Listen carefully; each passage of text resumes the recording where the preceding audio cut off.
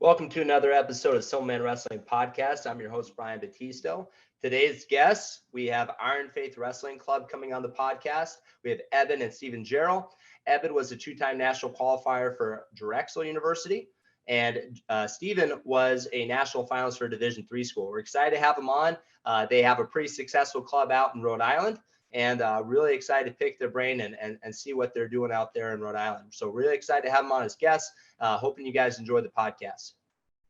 So you guys put out a lot of content on like Instagram and do you guys have a YouTube channel too? Yeah. So the way I was doing that was I run like the marketing side of things, or me and actually my brother's wife.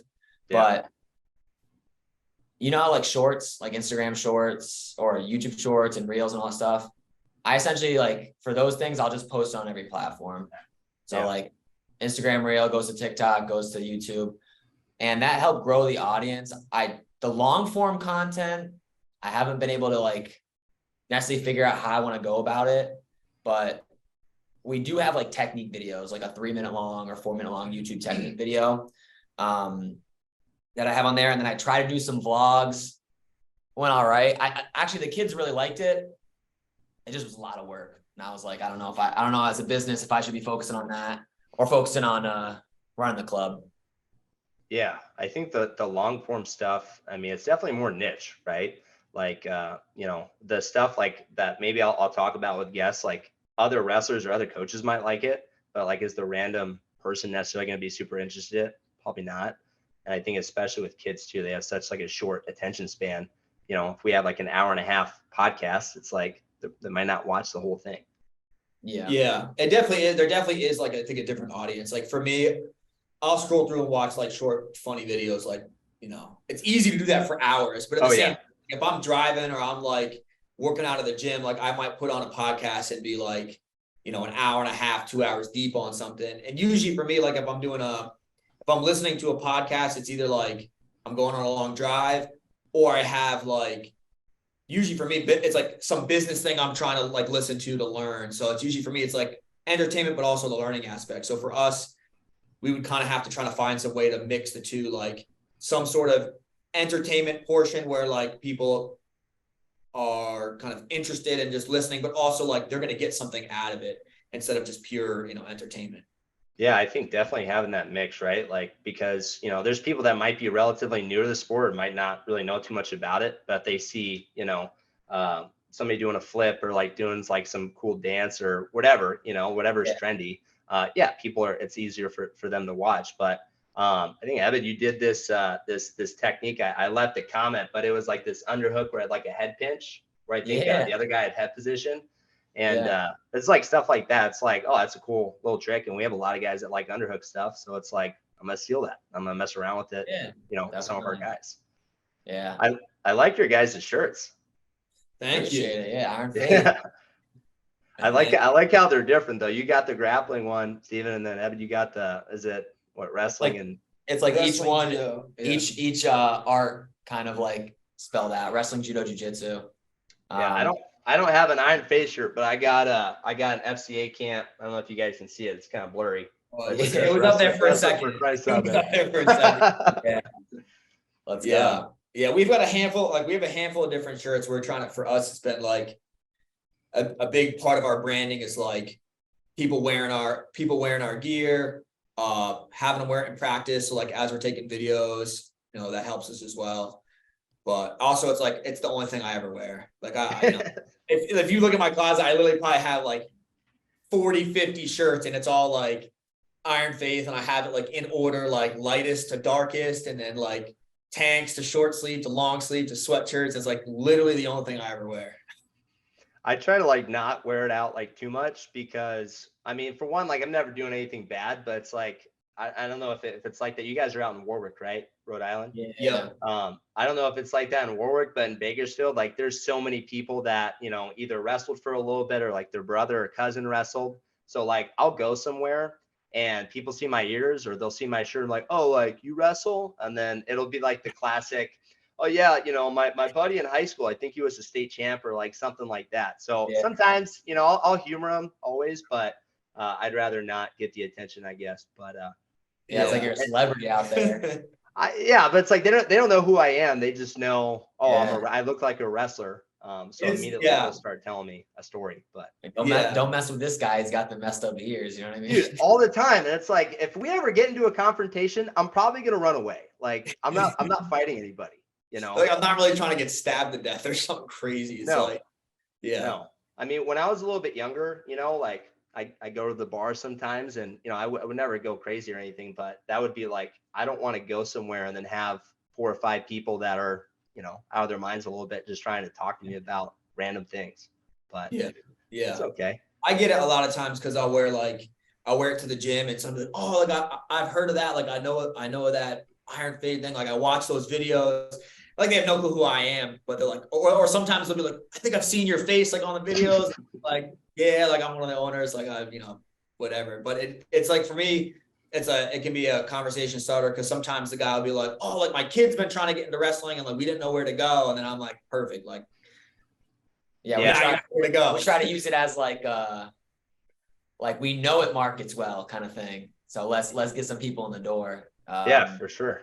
As long as they're like, I don't know. I don't want to spend 40 minutes talking to some crazy guy about whatever wrestling. Well, sometimes it's cool. If you want to join the club, let's go then. Let's roll. Yeah, like I was at Costco maybe a month ago, and I had my Frontier hat on. That's the high school that I coach at. And the guy in front of me in line at the pharmacy like kind of did like a double take, and it's like, oh, are you the Frontier coach? And his son-in-law was an alumni, so we ended up talking about that for a cool minute. So in that sense, I'm down to have those conversations all day. But random guy, especially at, you know, a particular location, then that's not super fun. Trying to go takedowns on a Friday night. No, I'm not. You want to test it out? Yeah, like you wrestle, huh? Oh my goodness, yeah. Do you guys make your own shirts, or is it something that you kind of go through like a third party? Yeah, we have a couple other guys that make our shirts for us. I have no skill in designing at all, not even the slightest bit. Not my expertise. We paid someone to design the logo. We paid someone to design the t-shirts. We paid anything design related for gear and stuff and logos. We paid somebody else. So like if I want to get a shirt, but I'm on the other side of the country, is that something that I'd have to go through this third party store, or would I have to like go contact you guys and you guys would have to ship it? Yeah. So up until recently, it's been mostly for us, like in-house sales. And we would do like maybe once a year, we have like a site people can go and buy a couple t-shirts, but within the next week or so, we'll be launching a website where people can go all year round and buy t-shirts, hoodies, kind of whatever they need, whether it's, you know, some of the guys on the team or someone who's supporting us from somewhere else. So, or whether it's me buying, you know, 100 more t-shirts for myself. Yeah, you need to have more t-shirts in your wardrobe, man. You got to hang some more stuff. Exactly. And it'll literally be like, I'll have the 5 of the same ones, like same logo and everything. Like I got 5 of them in a row. You're like Charlie Brown. Well, no, not Charlie Brown. Well, I guess all cartoons. Like you go to Arthur's Closet and it's just like the same thing, just all lined up. Yeah. And so that's one of the things that we're trying to kind of modernize with our club right now. So our club's Elite Force, but it's been around Bakersfield for like, I don't know, like 15 plus years. And, you know, I love the person that had been running it. It's just a parent, and she's been doing it for a long time, but she's like super old school. So she'll like, you know, when it comes time to paying coaches, she'll like drive everywhere and have like a check. Like she won't use Venmo or like anything like that. Everything is online, but I actually have the gear right now in my house. It's like pretty much filling my hallway with boxes. And it's just like, it's not through any kind of online store. So just trying to modernize and stuff like that. So we've looked into do like the 24/7, 365 store that you can just get online. That way you just don't have to handle shipping, and you can spend more time, you know, in areas that you need to improve your wrestlers or market or whatever. That's kind of where we were ending up, where it's like, I don't want to spend, like, gear is important, but it's like not as important as getting the kids better at wrestling and, you know, messaging the kids and making sure you're like mentoring them. So I think the gear ended up sometimes becomes so much of a distraction where you're shipping, you're dealing with more hours spending on gear than you are on coaching. And you're like, well, what's actually going to impact these kids? Yes, they want great shirts, but if I can figure out this gear problem and, you know, not necessarily have to deal with it as much, I can put my time into, doing what I would say is more important, which is helping these kids accomplish their goals. Yeah. Do you guys have a lot of like, I know it's you guys, and then Steven, is it your wife that helps out too for coaching? Yep. And then another one of our brothers, Mike, as well, Okay. just got on board.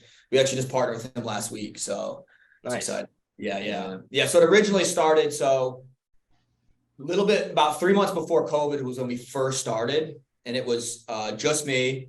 I tried to convince my wife to help me out, son. She's like, I got other things going on. I'm like, come on. So it was more or less, it was just me. My wife supported me some with it. And then we got shut down during COVID. My brother Ebed was getting ready to go out to Division I Nationals. So we're getting ready to we're going to fly out. And the typical COVID story where it's like, crap hit the fan, of course. Yeah. So we're getting ready to fly out. And then next thing you know, the whole event's canceled. He moves back home. We start making hand sanitizer with our family. Our whole family's all living in the same house. There was like 15 of us. It was completely crazy, all masked up, going to and from work. That was it. Yeah. I had my, when I moved back home, I got engaged and I had my fiance. Me and my fiance were living in my parents' basement with Steven and his wife. Nice. It was like, so in the basement was two other families pretty much. And my fiance was like, I gotta go home for this. She's like, I gotta go home for a couple months. Like, I can't deal with this right now. This is like too wild. I was like, all right. Do you guys We're set up a like a family of partition 8 or kids. something? We're a family of 8 kids. So there was probably Oh, gosh. like 14 or 15 people in the house at all times. And because it was like we all went and worked together and then came back home, it was like the only thing we did for months. And then like as things started to loosen up, we decided like, hey, like we're going to start to reopen the club. And before that, we were out at Johnson, Wales, which is where I wrestled in college. So we had like great space, 2 full college mats. It was, almost free. I was paying like a couple $100 a month. I had built it up to a couple, a handful of members. So it was starting to kind of pick up. And we're like, okay, we're going to refine a spot. And so we start looking. I probably made, 150 phone calls. I'm driving all around Rhode Island because I could not find anything. And I end up seeing this one spot in like one of the sketchiest places in Rhode Island. I'm like, yeah, let's do it. I'm like, I'm ready. Like, I don't even care. Like, I'm ready to go. And my wife is like, you are out of your mind. She's like, you are not going there. And I'm like, I think I might. She's like, no. I was like, all right, let me make a few phone calls to like some like the members I had and see like if they'd be up for it. The first guy I called tells me this horrible story about like how he got in this, like someone, either like a drunk driver hit him like right in front of that building or something. It was just like, I'm like, yeah, I guess we're not going there. Like that is not the space. So I went, plugged down a little bit more, did some more research, and I fall upon this space that's 12,000 square feet. And so I'm looking at it, I'm like, there's no way this is going to work, but maybe this guy has another location or some other space he's got for rent. So yeah. I shoot him a text. I'm like, hey, like, you got anything else for rent? He goes, no, I don't, but like, just come and look at the space anyway. And I figured, might as well look. Like, it doesn't do any harm to look, drive by and look. So me and my brother would go by and look. And we walk into the second floor space in Warwick. We walk to the second floor. It's 12,000 square feet wide open. So for 12,000 square feet is probably like 6 college wrestling mats. Dude.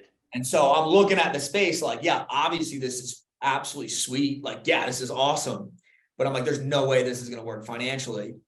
And he's like, what would work? Like, maybe we'll try to figure something out. And I'm thinking in my head, like, I think at Johnson Wales, I was paying $700 a month.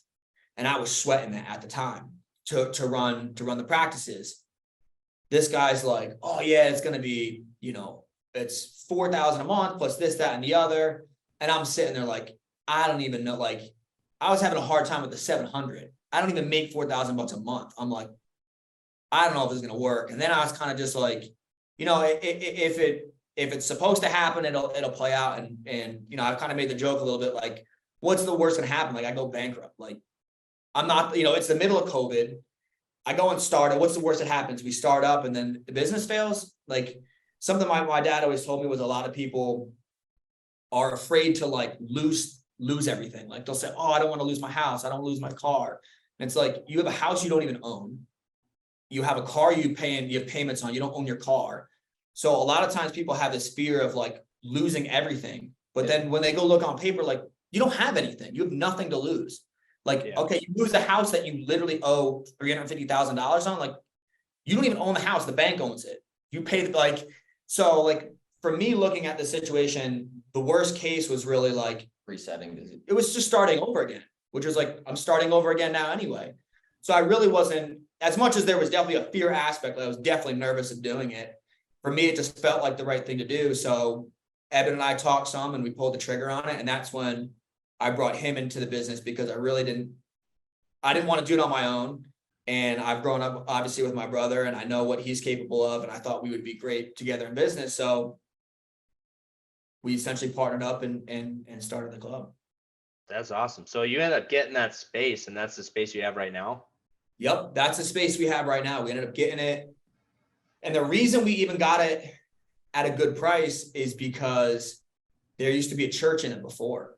So the church got shut down because of COVID. The owner of the building was in a pinch because he's got a massive empty space and he bought the building pretty cheap. So we ended up getting a really, really good deal, even though $4,000 at the time for me, and it's more now, was like, I was like, holy smokes, like this is crazy. It was still a really good deal for like price per square foot because we've got some commercial buildings that we charge like, 3 or 4 times the price. Yeah. And yeah. So it's like, for us, it was it was a little bit like, we almost didn't have a choice. Like we couldn't even find anything else. So even though it was in theory too big and way over our heads, for us, it was like, hey, let's just do it anyway and see what happens. Yeah. Yeah. I think that's kind of where faith kind of comes in. It's like you kind of have to buy into something or believe in something that you can't necessarily physically touch. It's like you have this vision, that you want to create this club. And, it seems like the odds are kind of insurmountable. But I mean, you guys have been going, was it year 4 now? Year 3? Yeah. I mean, dude, like you guys are getting after it. And, it's cool. And I think, I have a couple of buddies that own a gym. And one is where, they have wrestling, they have judo, they have jiu-jitsu, they have MMA and stuff like that. From talking to him, he's like, the hard part is like wrestling isn't necessarily the biggest moneymaker just because it's such, generally it's like kids and high schoolers, but with jiu-jitsu and all that stuff, I don't know, like for him, like that's where he kind of has to give those main times, right? That big time block for adults to come in and do jiu-jitsu. Well, I guess you guys have all these different, martial arts and stuff happening at your club. Like, how do you kind of manage that part of it? Yeah. And we're still trying to necessarily figure that out. Cause again, we started as a wrestling club. That's what me and Steven do. We wrestled and we introduced judo because Steven's wife, Caitlin, was essentially #1 in the country for judo. So that was what she was passionate about. Tough thing with judo, it's very unpopular in the United States. So like marketing judo, yes, if you can build it up and like word of mouth can help grow that judo program. But if you say like run an advertisement that says, youth judo, nobody knows what that is. And on top of that, tough thing with judo is there's not a lot of coaches out there, right? The nice thing with wrestling is, we've got like 4 colleges within like a 30-minute radius probably. And 10 wrestlers graduate every single year that would love to coach and get paid for it. So that's with judo. Jiu-jitsu is the most popular, I would say. Actually, I think wrestling's more popular with like youth just because it has like scholastics. But for adults, that's where our jiu-jitsu program works in. The tough thing we found with jiu-jitsu is just that we're wrestlers and that's what we know. And that's kind of like, and we've got to like learn the jiu-jitsu, figure out what the system that's going to work the best. We may not run the wrestling like the jiu-jitsu. You know what I mean? Like the wrestling classes might not run the same. You need more times for jiu-jitsu because it's an adult. And an adult might not be able to, adult can go in the morning. or the afternoon if he has a second or third shift job. So you end up having some more classes with jiu-jitsu. And it's like, so end of it is like wrestling is still our main thing. And it's still something we're trying to be better at commercializing, if that makes sense, to make a business. I totally agree with what you're saying. Like jiu-jitsu, people have figured out jiu-jitsu as a business and it's worked for most people.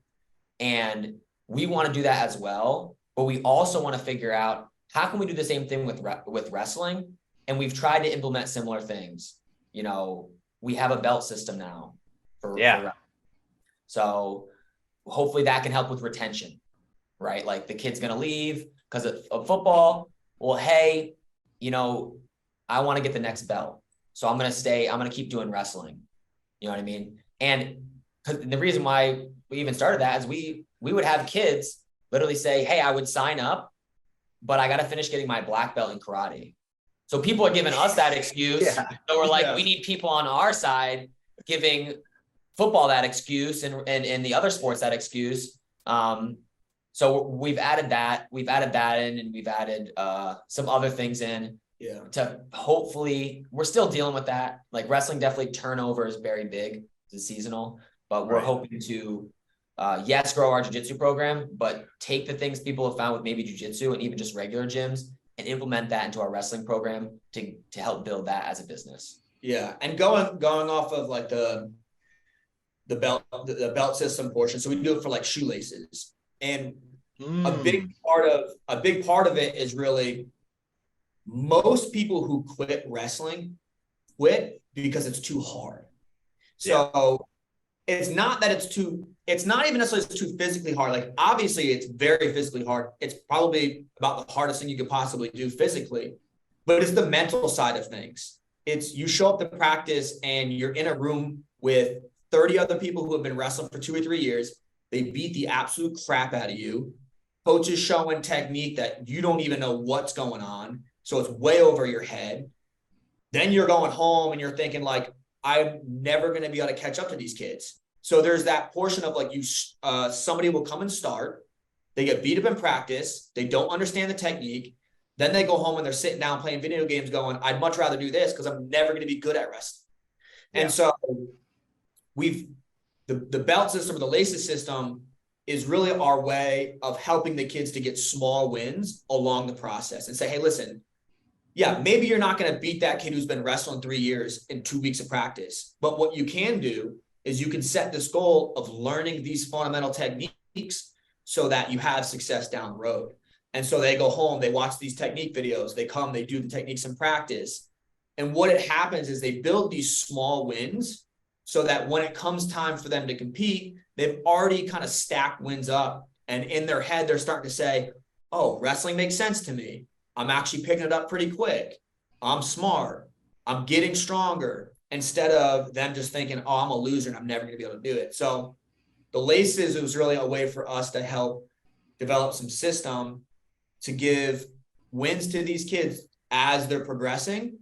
And then also to have something to think about aside from just going and competing. Obviously, competing is very important. Like you have to compete to get good. But at the same time, it's important to focus on learning the techniques. And so we're going to push you into competition at the right time, but we're also going to say, hey, listen, for your first 6 weeks, or your first couple months, your main focus is learning how to wrestle, learn the techniques. Then when you go to compete, you at least know something. You're not going to be like, a horse with its head cut, a chicken with its head cut off. Like you're going to have some sort of understanding of wrestling. Yeah, I think especially with little kids, I think it's like you're right. And that's something that, for me, I've had to learn to deal with because I'm the high school coach too. And I'm always thinking, all right, you need to learn skills that are going to help you out at high school. And I know the skills that you need. So it's like we'll spend a lot of time on bottom. And that's like if you're 6 or 7 years old, that's like the scariest position in the world when your coach tells you to choose down. I just told this story the other day, but it's like our kids state finals and this kid's 6. And, I work with them like one or 2 days a week, and I split time with another coach, but I'm like the competition coach. So when we go to big tournaments, I'm in the corner, and he's on bottom and he's losing by like 3 or 4. He ends up getting a reversal, because the other kid picked top. So he ends up getting a reversal. He gets a cradle, puts the kid to his back, gets near fall, and now he's winning by a point. And now it's our choice in the third. I'm like, dude, we're choosing down. Like, we just got out. We got a cradle. And he looks at me, and then he looks at his dad, and his dad is telling him to go top. And I'm like, no, like, we're going down. And it's like, you just, in my head, I'm like, you just got a reversal and you got a cradle. Like, you're just going to, you're fine. And that, if you're in a high school, that's probably the right call. If you're 6 and it's like the state finals or whatever, that's like, oh, dude, I'm going on bottom. I have to wrestle defensive. He puts his head down. The guy bumps him forward and gets a cradle, puts him to his back and pins him. The kid starts crying. The dad's mad at me. And I'm like, buds, man, like, why?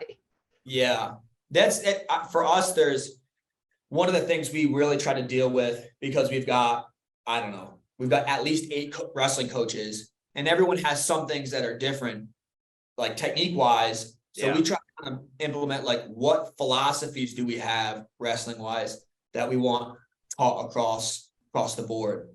One of the things for me that I think is important, like you mentioned, like, you got to be able to get out on bottom. Like, you cannot win at the highest level if you cannot get out on bottom. And a lot of times, like exactly what you mentioned, people are afraid to do it. And so they have no confidence in it. And it's like, they may know how to get out, but it's like, you just got out. Why do you not have confidence to do it again?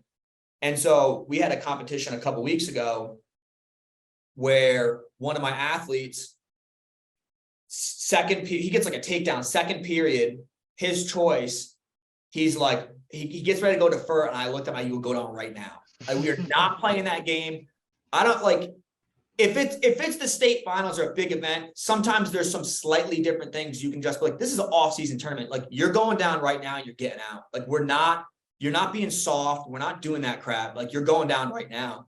Kid chooses bottom, reverses the kid. The guy throws legs and reverses him and pins him. Gets up, he's fired up. He's fired up. Yeah. And I'm like, dude, you can't, like, if you keep running away from bottom, you will never build the confidence to be good on bottom. And it's like, yes, there's going to be times where you choose bottom and the guy rides you out, or the guy might turn you, but it's like, that's just part of the game. You can't avoid a position. Like, you can't be like, oh, I'm not good on my feet.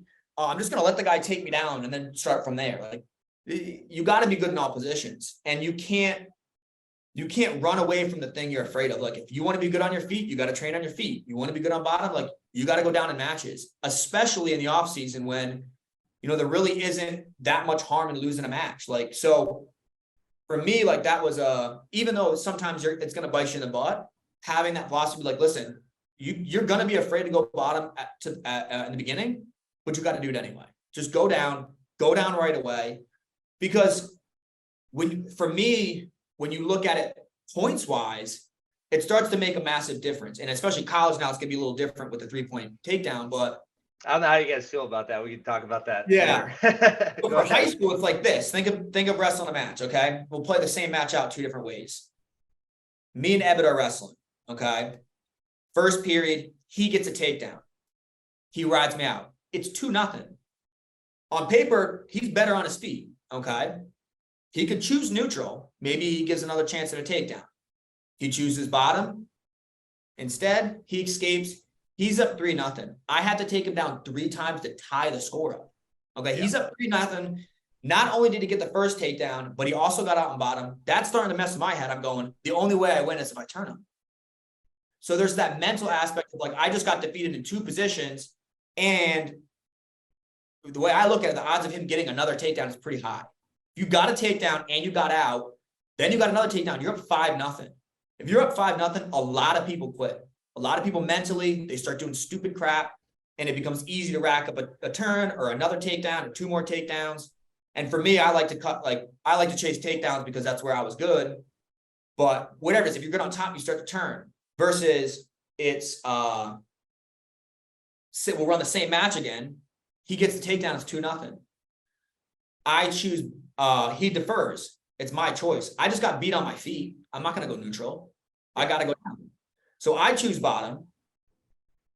If he already rode me out in the first. If he rides me out again in the second, it's 2-0 going into the third instead of 5-0. Because there was no action because he was afraid to choose bottom.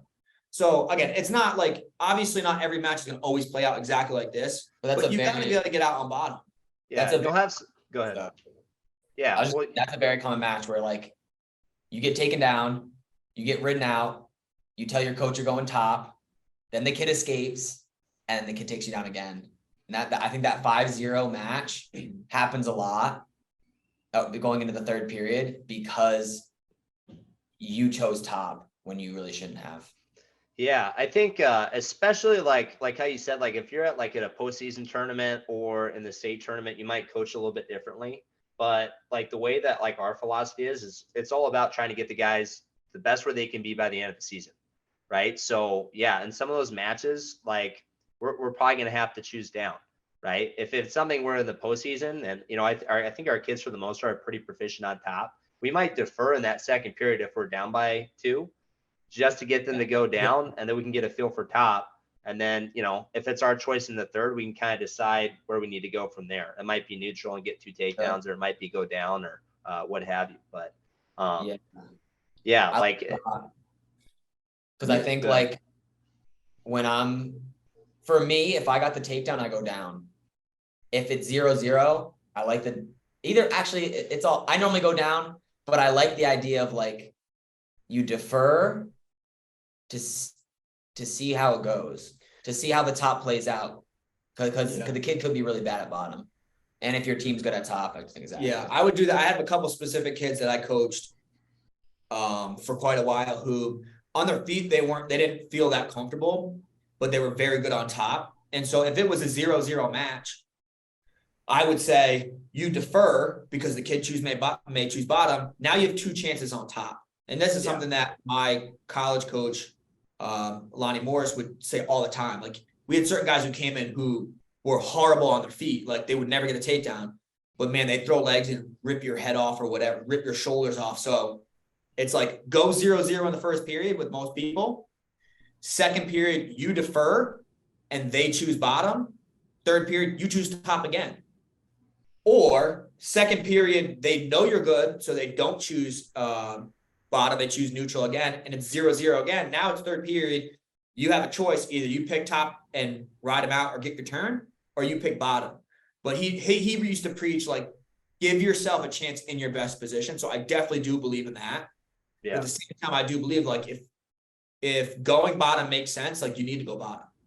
Yeah, especially like, again, like you're probably going to have to get out at least some matches at the state tournament or your postseason. And if you wait to the end to start trying to figure it, like you said, like if you're running away from the position that you're kind of struggling in, then at some point it's going to kind of bite you in the rear. Definitely. Yeah. And how do you feel? You were saying that you coach a high school and you coach at a club. Is that correct? Yeah. We only coach like club. And Steven coached at a college for a little bit, but I wonder, like, how is it juggling those 2 things? Do you ever coach against your club athletes and the high school tournaments? Yeah. So for the most part, I like all of our club athletes also wrestle for a high school. Mm-hmm. Though it was interesting. So COVID was, I think, really good for our town. I was coaching at another high school, and I kind of switched during COVID. But it was basically like all of the high schools in our area that in Bakersfield is weird. I'm not from there originally, but it's very like there's a fear of recruiting and like you don't really work with other coaches because they're going to steal your kids and like we need to do our own thing. But other than like Bakersfield High School, like all the other high schools, they're not really like perennial state powers. And the school that I coach at now is a little bit newer and we're kind of getting there. But when we had COVID, all these different teams came together. We actually formed this kind of mega club. And it was kind of cool because all these different kids from our town were all coming together and, a good handful of coaches, including myself and a guy that I end up coaching with now. We all came together and we formed this club and it's still operational.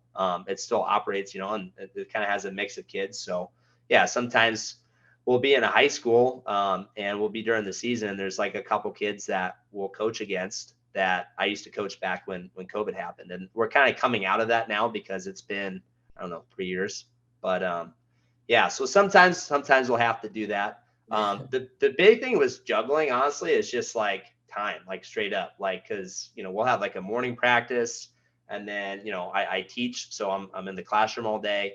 And then we have like JV, then we have varsity, and then we have, another youth club. So I'm usually not home until like 8 or 8:30 during the season. So you have a morning practice for the high school or for the club? For the high school. Like an early, what would that look like? So this year I'm actually pretty excited. We have a 0 period. So it's like a strong body class. Yep. And we're basically just going to put all of our wrestlers in there. And then I'm the co-head wrestling coach for the high school. So the other head wrestling coach, he's going to be running that strong body class. So it's like an hour. Go ahead. Is it fitness class, like a strength training class? Can you wrestle twice in a day, or how does that work? Yeah. So we kind of have the freedom to do a lot of different things. We're planning on, depending on the time of the year, either use it for lifting or use it for wrestling practice. We're also really big in like going into the classroom and like watching film or talking about nutrition or talking about mentality and stuff like that. So we'll go in the classroom, sometimes in those mornings. So really just trying to be as innovative and creative as we can, just depending on what our guys need. So, so there'll be days where we'll wrestle in the morning and it might just be a driller and technique. And then when we get in the afternoon, all right, we're going to get some really structured drilling, and then we might go live, or we might go situations or like a long spar.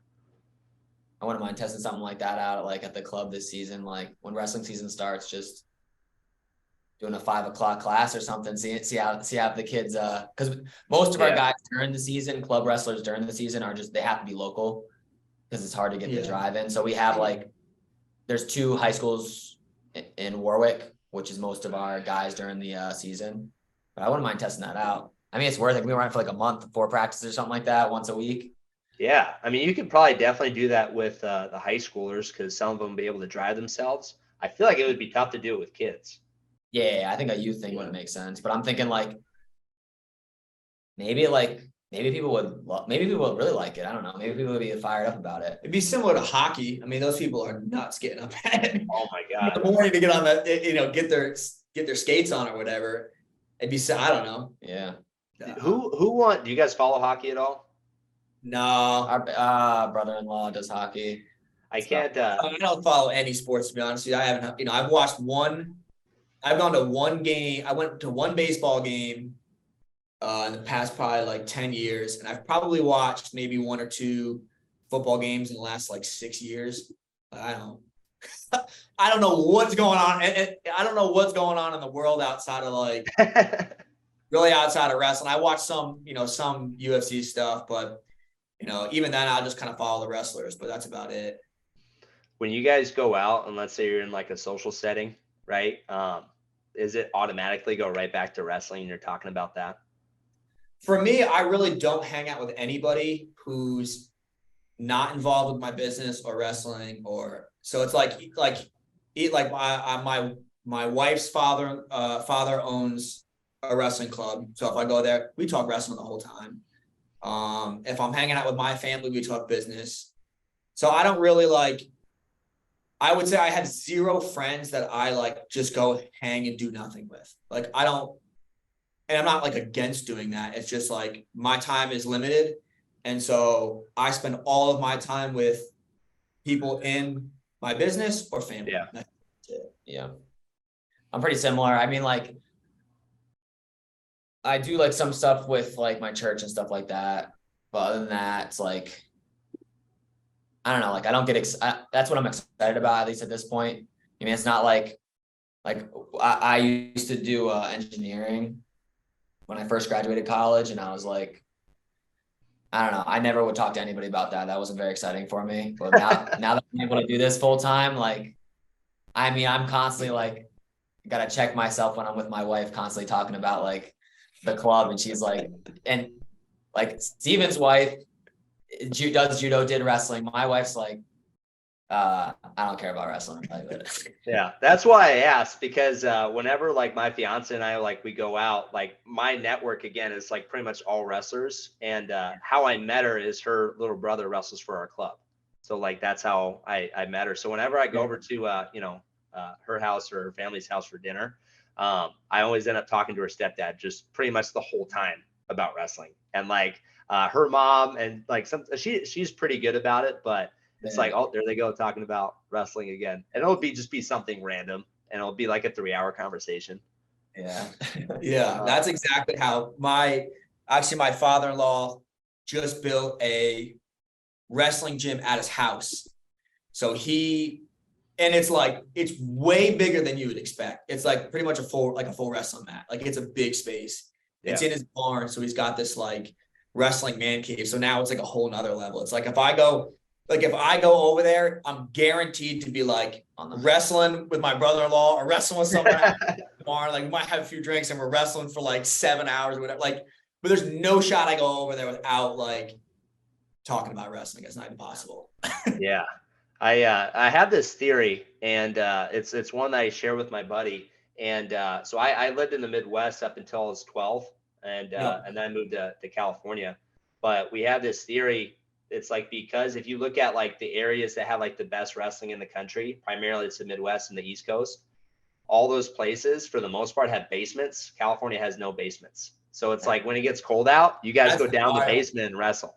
Yeah, I heard about that. Like, I literally heard a story. I think it was like when Dan Gable was recruiting the Brands brothers, they were wrestling in their basement or something like that, and there was blood marks on the wall or something. I'm like, that's what I don't think I think about that. But we had mats in our basement. I mean, it wasn't a lot of mats, but like I remember doing like drop steps on them and stuff like that. What's the age difference between you guys? About 4 years, 26, 30. Yeah. I was a freshman. He was a senior. We both won state titles that year, and then I did really bad the next couple of years. My like freshman, senior year, my best years, and then and that's when Steven was there. So Steven helped me coach me my senior year as well. Yeah. But so we won his freshman year, my senior, we won states, and then his senior year was my redshirt junior year in college, and I coached him when he won the second time. Yeah. So you went to Johnson and Wales, right, Steven? Yeah. Yep. So that's, how close is that to where you guys are from? It's literally probably 10 minutes or less from the club and about 25 minutes from where I live. So I commuted all the way up till grad school. And then I finished. So I did 1 year of grad school and finished my last year of wrestling. Didn't finish grad school, and I went on to coach instead. Dude, but I commuted all the way up until grad school. And then I lived with my sister, and it was like a 3-minute walk to school. Like it was like, couldn't have worked out any better. And then how close is Drexel? So Drexel's in Philly. I'm gonna grab a charger real quick just in case. So Drexel's in Philadelphia. So I pretty much walked on the team. So I did really well my senior year, but I didn't do really well my junior year. So like they recruit Division I schools, most colleges are recruiting. They're recruiting juniors, right? Or even earlier. Yeah. So those 2 years didn't do well, but I walked on the team. It's kind of cool living in this city. It's right next to University of Pennsylvania's campus. So that's where they have that, like, they have like a Pennsylvania regional training center there. Yeah. Like, the biggest athlete there is Jordan Burroughs. He moved from wherever he was before to go. Well, like McFadden's there, right? And that was going to ask you, because he's a volunteer assistant at Drexel too, right? So I was going to ask about the RTC. So they share it. Yeah. So he they'll normally do that. They'll take the RTC athletes and throw them in as volunteer or assistant coaches at either Drexel or UPenn. But yeah, it was like, I'm gonna move this thing real quick. No, you're good. Close to the charger. But now I can see all the trophies on the wall. Yeah, I should have had that. Yeah. We swapped. This is like the my brother's sales room. So it faces like the desk faces it, so you get to see. But then if you're sitting in it, you just see the white wall in the back. But so essentially I walked in the team and redshirted my first year, did pretty good, like placed at like the Collegiate Open or whatever.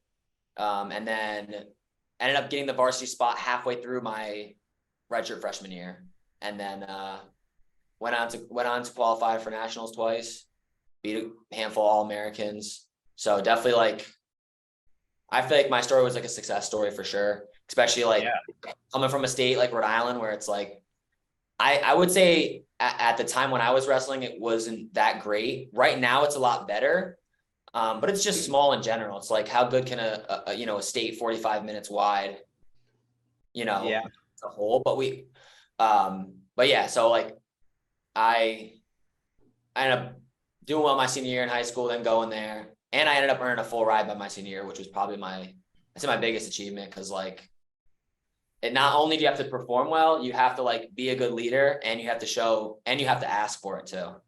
Like if you're not like if you win a national title and you don't ask for it, you never ask for it. I'm just going to give the scholarship to somebody else. It doesn't really matter too much. I don't know if that really makes sense, but it's like colleges have a limited amount of scholarship. And if you're fine going there without a scholarship, then they'll use it for somebody else. So I ended up like having multiple conversations with my coaches, and they were like, hey, you're proving yourself. So, we'll give you that money. And that actually set me up pretty well for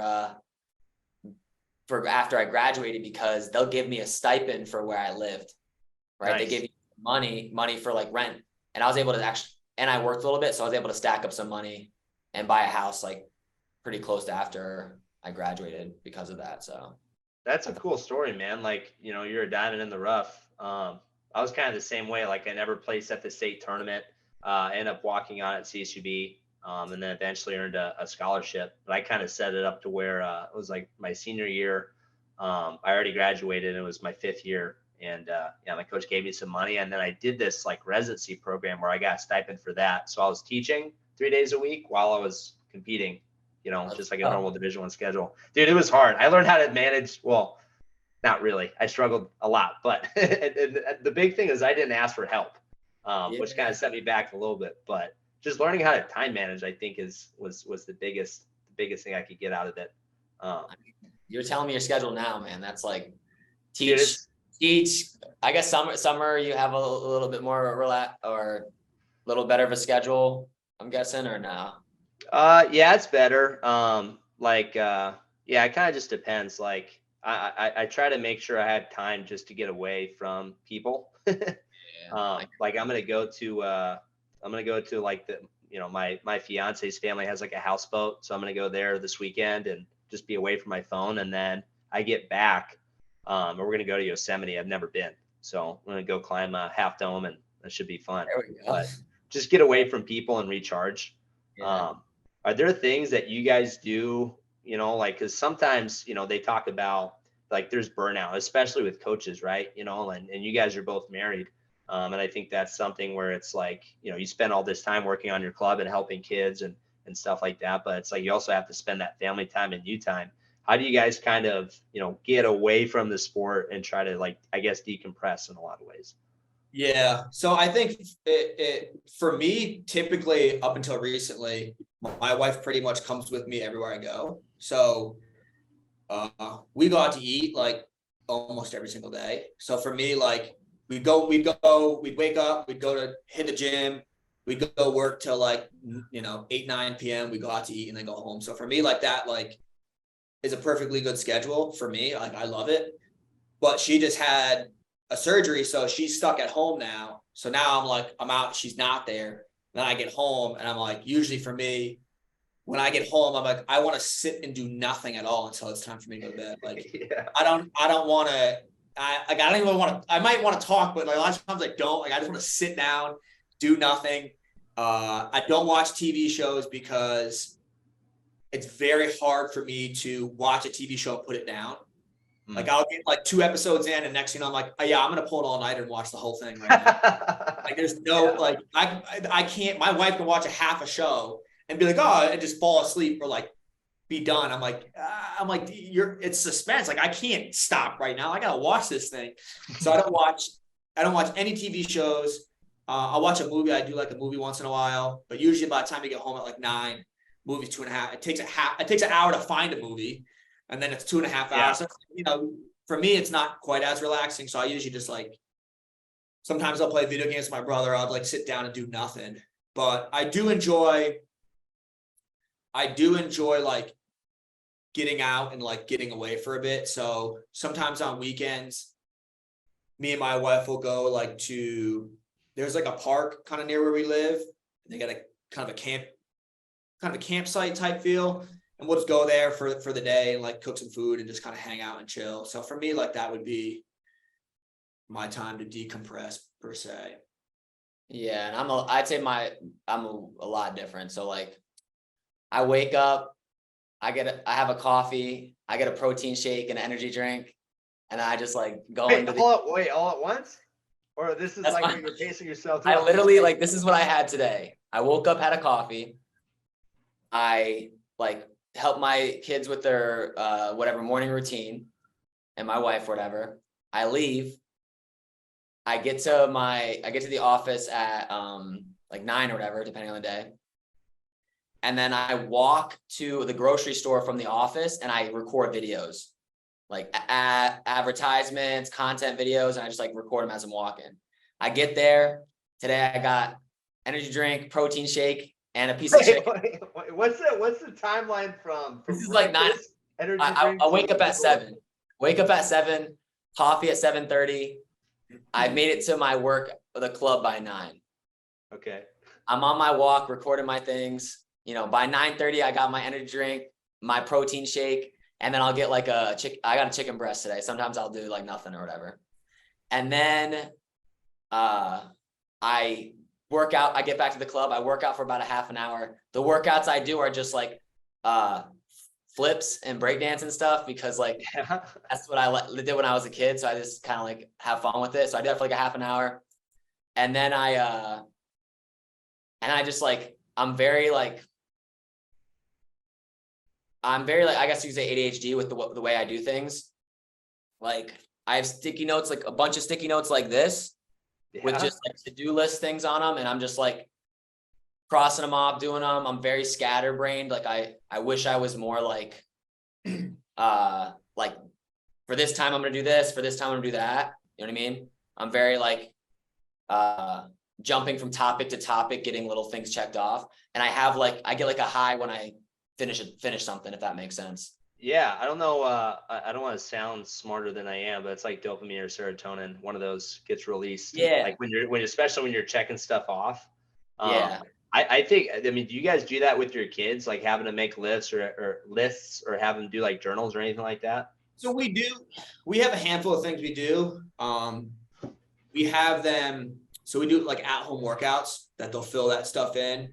And we say like, bring that back to us. So I had like a kid brought it back in. He's like showing me, hey, this is where I started. Like, so I can go look through and like show that he's making progress because it's very important to track your progress. And wrestling, it's hard because, you know, you may go to a tournament and you may win the tournament because everyone there sucked. And you think you're on top of the world, like you're unstoppable. The next weekend, you go to a tournament and your first match is the returning state champ. And your second match is, you know, the finalist who got upset on the front side. You go 0-2 barbecue. Yeah. You're sitting there go, oh, I suck now. And it's like, no, the first tournament was easy and the second one was hard, but you're just measuring it by how many matches you won. And so it's very important to have other things that you can measure in order to prove to yourself that you're having success. For example, in weight training, it's very easy. If you got under the squat rack and you did 300 pounds for 1 rep, and the next week you did it for 2 reps, you got stronger, period. Yeah. You don't have to question it like, yeah, you got stronger. And wrestling, it's more difficult because you're measuring against your opponent. So you could have one where it's, this year I took 6th at states and the next year I took 5th, or the next year I won it. You can measure it in that way. But even then, sometimes the bracket's harder. So that's definitely a thing to measure. But for us, it's very important to measure those things kind of along the process. So strength is a good one. The LACES system is a good way to measure as far as it goes for you've learned new techniques. And in theory, if you've learned more of the techniques that will help you in the wrestling, you should get better. Is it possible to get worse? Technically, but I've never seen that happen. So I mean, if you straight stop wrestling, you know, and your fundamentals and your timing is off a little bit, like that'll happen, you know, but it's kind of going back to the lace system. I was so confused, Evan, when you responded to the comment. It was like laces or like leg laces? Like what kind of laces are you talking about? But now it's like it's your belt system. Yeah. So, you know, I didn't know. I didn't understand. I just saw the comment and then your response to it. I don't know if you want to get into that, you know, because you don't want to give the haters too much props. Oh, I love it. That's what I've been in. That's how I get. That's how that's how all of our members get fired up. I send them the thing. I say, "Guy." We all like are laughing in the background about it. So it's like, but yeah, essentially it's just like the way it's set up. So you understand it's a belt system, but the way it's set up is we also wanted to make it so it actually helps them get better at wrestling. So it's not just like a karate thing. Cause I thought that wouldn't really slide for wrestling, especially if we already have some good high school wrestlers. If we tell them we're starting to do a karate belt system, that's not going to really make sense for them. Not going to really care about that. So how it works essentially is level 1, single, double, high crotch, defenses, arm chop, spiral, halves, cradles, pretty basic. Level 2, you hit a single. What do you do when they sprawl? A backside finish, out the back door finish. Defense, not just sprawl, but what do you do when they pick your leg up in the air? Yeah. What do you do when they come out the back door defensively? So it becomes like the next level when your partner's giving you a defense. Level 3, same thing. What do your setups look like? Are you getting pressure, pulling them, moving them, faking before your shots? So the way the belts are set up, it's not like, oh, level 1, you know, I hit a single. Level 4, you can hit a super duck, which I don't think it wouldn't be a system that would help the kid necessarily get better wrestling. It's like level 1, you can hit a single. Level 4, you can hit a single against the best guy. Yeah, because there's like there's different guys that are going to react differently, so you might finish differently based on your position.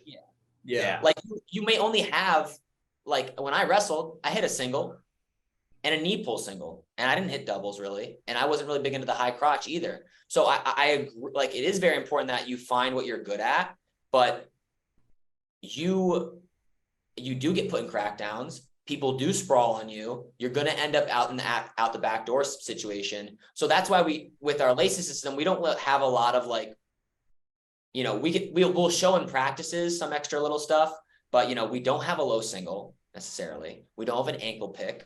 We don't have, you know, maybe some throws. And it's not that we don't show it and we think those things are important. Like, you know, Jason Nolf's ankle pick and these low singles, they work at the highest levels. It's just like we want to have them have these fundamental bases down and then grow from there. And we even added some I guess like choices in there, if that makes sense, right? For like certain athletes might be better at certain things, but that's going to be later on. You know, when a wrestler starts off, he does not need to make choices with his wrestling. If it's his first year of wrestling, it's the coach's job to say, this is what you do. If you give them the choices in the beginning, they don't know what to choose. You can't tell them like, choose between inside tie, underhook, and Russian for your number 1 tie. You have to say like, this is the tie we do to start. Get to an inside tie, hit your single, hit your high crotch. This is how you finish the shots. This is the exact setup we're going to use. Then as you get higher up in the levels, perfect example for top, you know, do your top series. Put your 3 moves together. You understand the basics. You've learned enough top moves. Now show me your top series and how well can you hit it when your partner's defending. And that's the way we tried to set it up so that like, you know, we don't have a bunch of kids with rocking gold laces getting packed. You know what I'm saying? Yeah. No, I mean, that's a big one. Yeah. For us, it's like building the foundation of wrestling, building an understanding for wrestling so that you now have a filter and can go and decide for yourself what's good for you and not. But yeah, like Ebed said, like when you first start, you don't even know, you don't know what's going on. Why would you be the one deciding what your style is when you literally don't know how to do a penetration step or anything? So it's like, build the foundation for them. You know how people explain, or this is one way I explain wrestling, is almost like the tree with the little branches, right? So you have your base, so you have your single leg takedown. Then from your single, you have finishing on your feet, finishing backside, finishing if they sprawl. And so each level gets further along the tree. So the first level is just the base, like single, double, high crotch, and then it branches off. And at some point, as you start to get more advanced, you can start to say, hey, listen, I really like on my single doing X, Y, Z. Fine. You can focus a lot of your time there.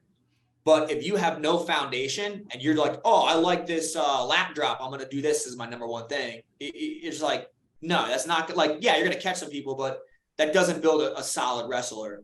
It's really the foundation of building off of that for each level.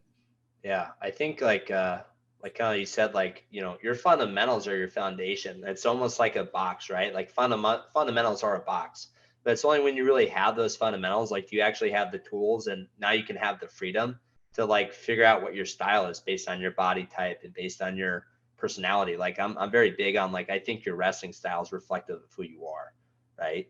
Yeah. And I think with some positions, like especially bottom and to a large extent, I think defense too, like you can be a little bit more systematic. I mean, maybe with top as well, like, but on your feet, yeah, if I'm short, strong, like buff guy, like I'm probably not gonna be wrestling a lot of like elbow control, just because that's not gonna be something I necessarily get to naturally. I might be more of an underhook, collar tie, more of a push kind of guy. And if we have a lot of guys that are like super long, like we have one guy on our team, he's been wrestling for a long time and has good fundamentals, but just kind of struggles because of his body type. He's got like a really small torso, but like really long legs and like really long arms. And like, dude, it's hard for him to sprawl. It's hard for him to get his leg back. He knows how to do it. So it's like we're working on like, like crunch position and like locking in the crotch and taking him over his head and like sit in the corner. Just because of his body type, it's like it's hard for him to do it. And now it's like, okay, I know these fundamentals, and coach is saying I can kind of wrestle this way. When I get time to spar, I'm going to try to figure it out. And it was kind of cool. He wrestled our freestyle state tournament, and it was like a light bulb. You could almost see it going off above his head. Like he was hitting some really cool techniques for like his underhook series. He was locking in the crotch, and he was winning matches and having fun just because he knew, like, all right, this is how I wrestle. So yeah. I'm really excited to see how he's going to do this year. But yeah, like you said, you can't listen to the haters, man. Like, they're going to say stupid stuff all the time, and if you don't have any haters, you're not doing something right. Like you got to go hard. You're not going hard enough. Somebody's not hating.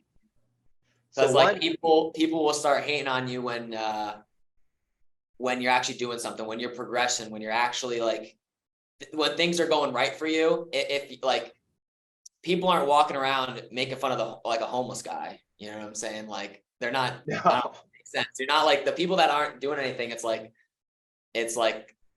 the more you push, the more like everybody else pushes back. Yeah. And you'll even see, like, I even feel like people even closer around you may, like, as you try to grow and do bigger things, your circle will shrink of who you're close with. Because the people on the fringe of like your friend circle, like, may not even like that success. It's kind of like a weird thing. It's like, so I actually, like, it's part of a marketing thing. You want people to comment hate. Yeah, I'm not saying you're wrong. I was just that's like, that's kind of like a lot of my things. And this is actually another like little marketing thing. I was told, I was always afraid of being very opinionated. I wanted everybody to kind of like me. I wanted to not be very opinionated because I wanted to reach as big of an audience as possible. But you need to be very opinionated because no one will be a diehard fan of you. You won't actually create a following if you aren't opinionated, if you're not divisive, actually. So like, I'll give you an example. I made a video. I don't believe in running. I hate running. I think running is bad. I think you should just wrestle for cardio. And that's my opinion. And I'm sure Dan Gable ran a lot and he would disagree, right? Or whatever, you know what I'm saying? But I'm going to make a video saying running is stupid. And if you're doing it, you're wasting your time. Yeah. And you wanted to say something else. Yeah. I don't know if I want to be that divisive. Yeah. You gotta rep the Iron Faith brand too, though. Yeah. So it's like, there is the balance, but it's like, then you're going to actually get like, yes, you'll have people disagree, but like, look at the biggest, even podcasting, like something like that's what you've been into. It's like Joe Rogan is divisive. Elon Musk, divisive. Donald Trump, the people that have the biggest following, that have like a cult, you could say cult-like, but have a good following, that people that support them are the people that have an actual opinion and aren't necessarily afraid to talk about it. Well, they're genuine, right? Yeah. Like that's what it is. Like when you're your genuine self, it's like people either are going to be like, dude, I don't like that guy, I'm going to leave a comment, or I don't like his thought, or dude, this guy's knows what he's talking about. Like I agree almost 100% with the running thing. But it's always going to be about like, especially with that, we can go down that rabbit hole, I guess, but dude, running long term, like you look at all these guys that, you know, have like I have knee problems and I'm 27 years old. Like I know so many guys that are wrestlers that have knee problems just because they lift super hard, they lift all the time. They don't really like cycle their training, they're running hard all the time. And it's like, dude, you don't need to do that, especially if you're doing a joint intensive sport like wrestling, when you're constantly getting, you know, stuck underneath somebody and trying to pull in a leg, or like driving up from underneath somebody and trying to get your hips in. Like, dude, that's hard on your body, you know? Yeah. So it's like, you have to be, yeah. The worst is for me, it's the worst is the kids that like the high school kids I coach, who they only run before they cut weight, and legs are like jello. Like the day before they did, like, let me run a 5-mile run. We had kids literally like day before states running like 5 miles to cut weight, like in the middle of the night or something crazy. I'm like, when they don't normally run. They never like the weight cutting thing is a whole nother topic, but it's like again, and some of this might be like, if you enjoy running, fine, you can run, but you running is really gonna not make you any better at wrestling. Like it just doesn't. Like if you spend 100 hours running, it makes you no better at wrestling. Like I've never met someone who's really like runs marathons who's like, oh yeah, I can beat up all the wrestlers. Like it's just not really a thing. Like practice your skill. If you're a runner, you should probably quit and just wrestle, but practice your running. Like if you want to get good at running, you run. Yeah. So it's like it just doesn't make a lot of, to me, it doesn't make a lot of sense either. Like I never ran in college, and even when I cut weight, I didn't run to cut weight. I'd put on a sweatshirt and my headgear, and I would do either a spar, or when I really got close to weight, I would do the elliptical. Yeah. With the legs Aerodyne or elliptical? Not the bike. The one where you stand. And that's the kind of like swings. Yeah, is that the elliptical? Yeah. I don't know. I've done it, so it's been a while. But it's like I would do that because it doesn't burn your legs out. Yeah. Like your legs are gonna feel fine. So I would do that just to get a sweat, and then maybe I would bike. Like, but the running to me, like, is just, it's like you're just avoiding a thing that you're supposed to do. Like you're supposed to go and wrestle. You're wrestling twice a week, running 5 times a week. Like switch that. Yeah, it doesn't make any sense. Let me run cross country to get into shape for wrestling. Oh season. my goodness! I hear that all the time. Let me stop wrestling for the right before the wrestling season, and let me get in shape with cross country. I mean, if you're doing it because you want to break from wrestling, or like you love cross country, I support that. You know, if you're like, if wrestling's my main sport, I want to do it in college. All right, how much do you really like cross country? Because if you're kind of like doing it just to do it, too, it's like, what do you mean? we have a couple of wrestlers that do cross country, and one of our girls that wrestles for her high school.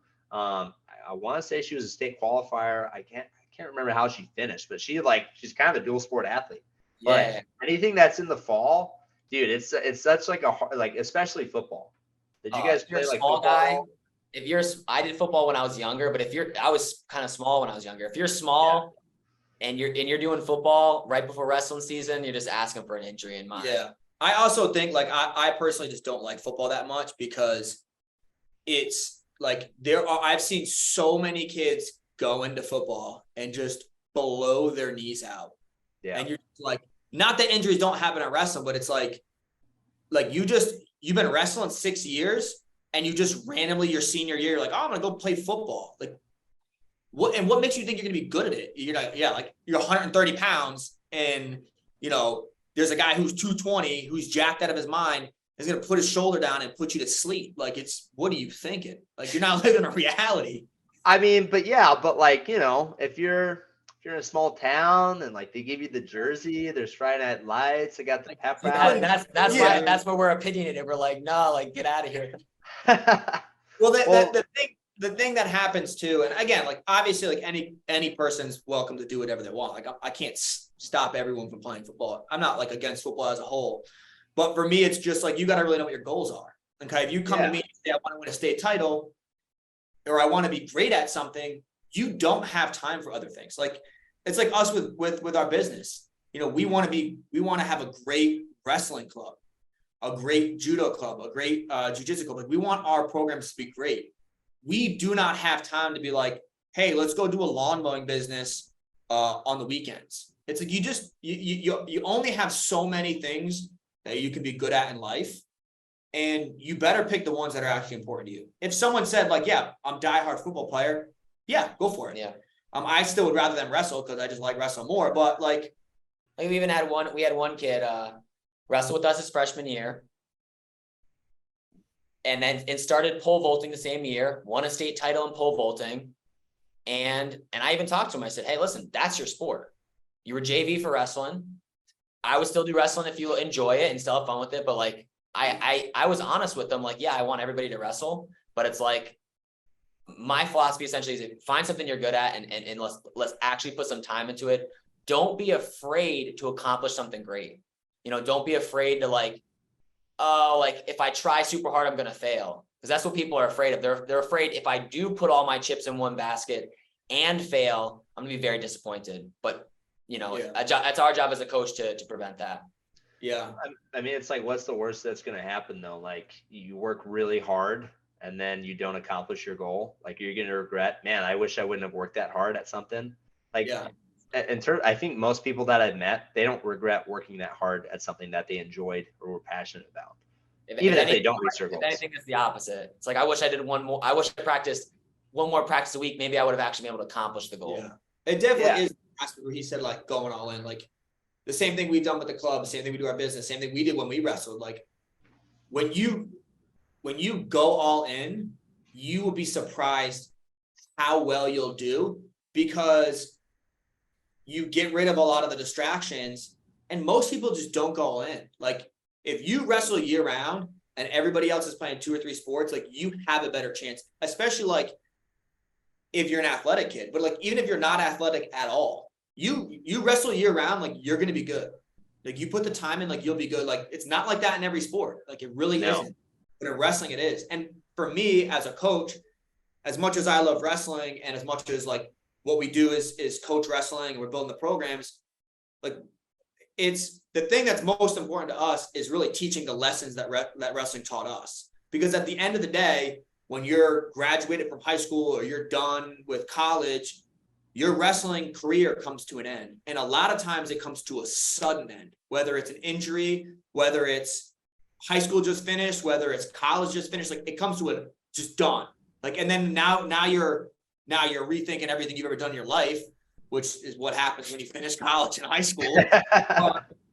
But you're at a point now where it's like you've just spent the past 10 years, the past 8 years or 4 years building these skills of how to handle losing, how to be dedicated to something, how to work hard, how to overcome the mental aspect that, of the things you tell yourself when you're wrestling. So at the end of the day, when someone has come through our program and goes on to either coach or goes on to work, we want to set them up to be successful from then all the way on, not just in wrestling, but, in their family, in their friendships, and if they start a business and whatever they decide to do. Because for me, it's like, there's the quote by Dan Gable, like, if you've wrestled, everything else is easy after that, which, physically, maybe, like, I don't think I've ever done anything as hard as wrestling physically, but mentally, running this business is a whole different game. It's so much harder. It's not even the same.